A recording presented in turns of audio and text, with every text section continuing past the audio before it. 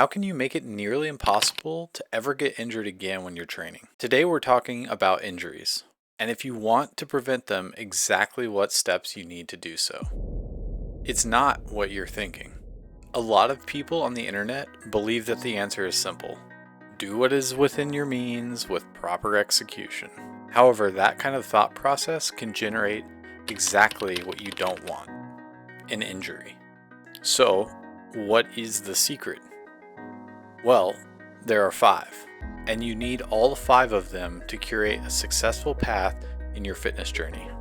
My name is Brent Rist. I'm a former fighter pilot and a current certified personal trainer and strength and conditioning coach. My whole job is to make sure that you're progressing safely on whatever your fitness goals or health goals may be.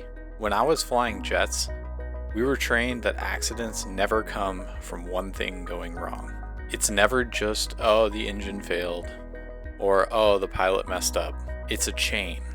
Maybe you didn't sleep well the night before. You rushed your pre-flight checks. You missed a small detail. Then a system fails mid-flight. Now you're not ready to handle the aircraft mentally or physically. And that's when things go bad. We called this the Swiss cheese effect. Each layer has a little, but not total, permeability. Normally, those layers of safety prevent an incident from happening. But if those layers are as permeable as Swiss cheese, that's when you get a catastrophic failure. Surprisingly, the gym works the exact same way. Injuries typically don't come from just one aspect. They come from multiple small things accumulating all at the same time. Think of your training like layers of protection. Each one matters, each one has its weaknesses. And when those weaknesses line up, that's when you get hurt. The first layer is sleep. If you didn't sleep well, then you're starting your day off on the wrong foot. Your reaction time is slower, your coordination is worse, and your ability to stabilize under loads decreases. You might not notice it, but your body definitely does. So go ahead and add a slice of Swiss. The next layer is nutrition. If you didn't fuel properly, you're low on energy, and the sugar spike isn't going to help you. Your muscles aren't firing the way they should. Fatigue can set in much faster, and now your body is compensating. Go ahead and add one more slice of Swiss. The next layer, your warm-up. If you skip it or rush it, your joints aren't ready. Your muscles aren't activated, and your movement patterns aren't dialed in. You're basically asking your body to perform at a high level with zero preparation. Add another piece of Swiss. But here's the thing. If you don't have a great warm-up guide right now, I have you covered. Down below in the description, I've got a link to a free dynamic warm-up guide complete with videos, pictures, everything to describe what you need to do based off of what you're training that day or how you're training that day. But we're not done yet because there's 2 more layers. Now we get to form. Maybe your technique is slightly off. Not terrible, but not just totally correct. You're a little out of position, you're relying on momentum, and you're not fully controlling the movement. On a good day, you might get away with it.